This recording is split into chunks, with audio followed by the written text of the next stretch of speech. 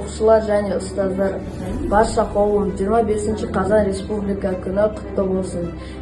Қазақ еліміз үшін бұл күн өте тарихи сәт. 1990 жылы 25 қазанда қабылданған декларация еліміздің дербес мемлекет болуына жол ашқан тарихи қадам еді. Сол сәттен бастап Қазақстан өз тағдырын өзі шешетін тәуелсіз елге айналды. Біз сол егемен елдің жас ұрпағымыз, еліміздің болашағы, дамуы, өркендеуі біздің қолымызда. Білім алып, еңбек етіп, туған жеріміздің гүлденуіне үлес қосамыз. Баршаңызды республика күнімен шын жүректен құттықтаймын. Еліміз аман, жұртымыз тыныш болсын. Көк байрағымыз мәңгі көкте желбірей берсін.